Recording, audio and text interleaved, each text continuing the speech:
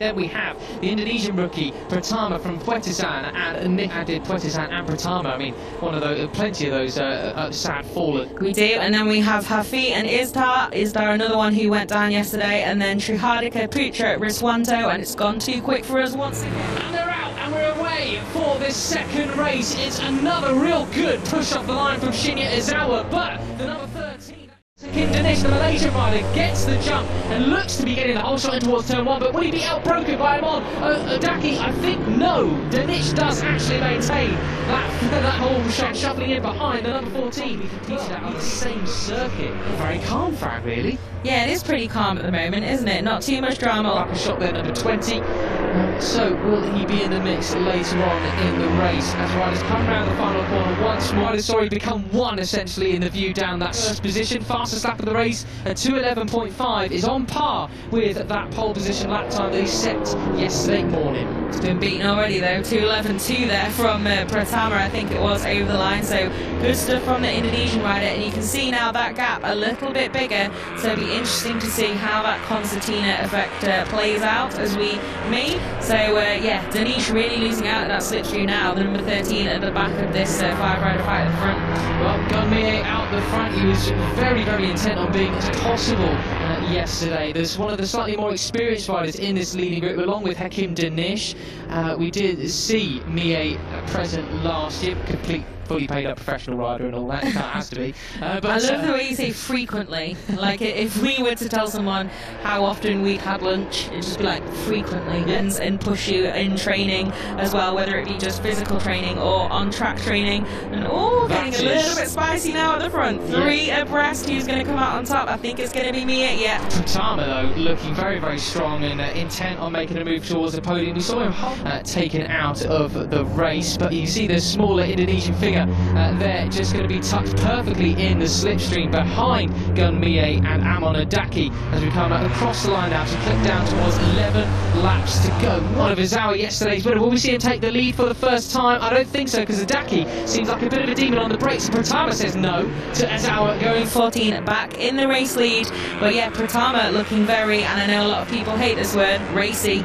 They're in second place. The number 7 really hustling to try and find a way through, and he has done it, looks like already. He's really done his homework overnight, hasn't he? This is the Pratama taking the lead. The whole of Indonesia goes wild for the young rider in this group. They have very usefully coloured helmets with the bright orange and bright yellow.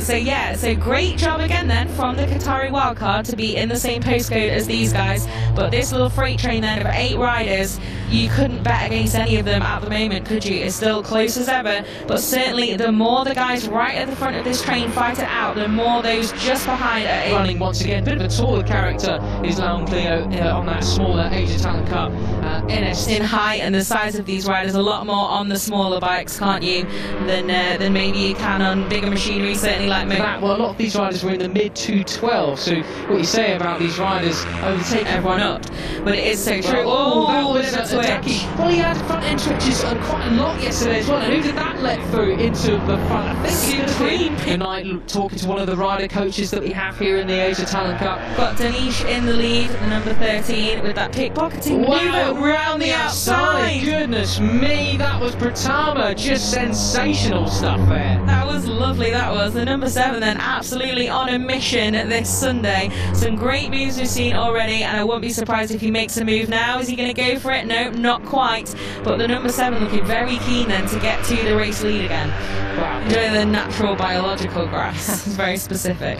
Is Pratama going to go for the lead here? Wow, no. That was near a bit of a side swipe for Adaki. Yeah, number 7 then, not quite through into that race lead, but looking like he's ready to make all sorts of moves is the Indonesian.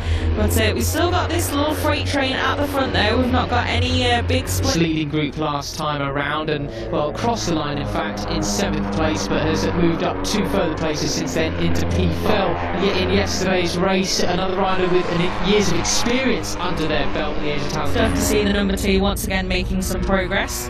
Well, we're coming down towards 1 lap to go, and it'll be the sense of races in Indonesia being so close. The riders, each other Cup riders will be staying in Qatar because, of course, a variety of quarantine rules in their home country. But Pratama again, he just looks so impatient to get past, but then ultimately doesn't quite go for it.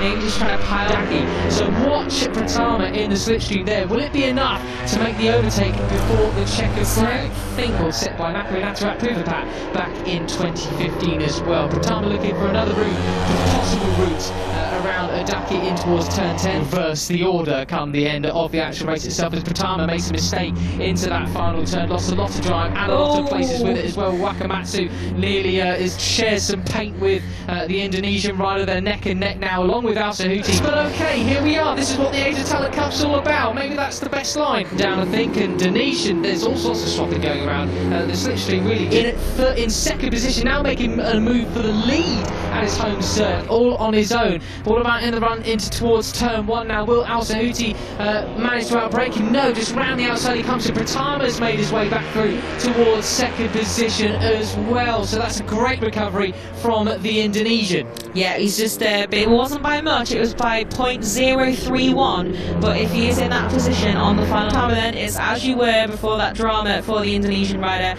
back in second place, and Al-Sahuti still very much in the mix in third there to play for, isn't it? Yeah, this is it then, 4 laps to go. This is when the tone of the race really starts to change. The moves and the lines start getting a little bit more frantic. We'll see what the lap times are this time around as Pratama just swarming all over the back of Adaki, the two rookies, although we've had Pratama competing in the Mandalika races last year in the for the number 2 there, just in the back of this group with the yellow helmet, and he also yesterday that Adaki comes from the Shinya Nakano team, so yeah, got some pedigree already coming into this season. But the number 14 then still in the lead by turn 1 as well this time around, not just over the start finish line, so corner and not get attacked like he was yesterday. But that's a big if, isn't it? Yeah, was mistakes as he breaks into that final corner as well. Not quite planted and guaranteed as Pratama now looking for a way through in towards turn 4. Will he make it? Yes, I think he will. But Adaki's been so good round the outside. Really, really impressive for the Indonesian. Already puts a bike length between him and the book. Really nicely done from the number 7, and he takes the race lead then. And yeah, like you say, a little bit of daylight there at times, but Adaki straight back onto the back of that machine effects of that crash yesterday. The Australian just not quite able to hang in with these guys over race distance. Pratama as well, because we've not actually had an Indonesian win at least since, well, 2020. I guess it would probably be more like 2019, wouldn't it? Yeah. So long old time. I feel like 2022 has begun straight after 2019, so I'm still struggling with the... Great to see Indonesia back on the top step in the ATC, of course, and I'm sure Pratama is absolutely guns blazing to make it happen. Yeah, we go to Mandalika as well on Island. He will... well, I bet there'll be plenty of support for him out there as well. So across the line we come, and Adaki does actually retake the lead as we head. That's cars close to their chest almost as we come onto this rebellion in believing they're really having these master plans, or is it largely just wow, what a save from Pratama! Oh my goodness, that's sensational. I mean, he's got a pretty small frame. How he managed to hold on the knee slider? Look at this. Me. So you think, oh, he's off, and then you think, oh, he saved it, but no, and he's still not quite back on the bike. Well, you can see there, I think that is because he's a smaller frame rider. I mean, that was sensational from the Indonesian. That was amazing. I cannot imagine the spike in heart rate there for the number 7. And that's just me in the commentary box.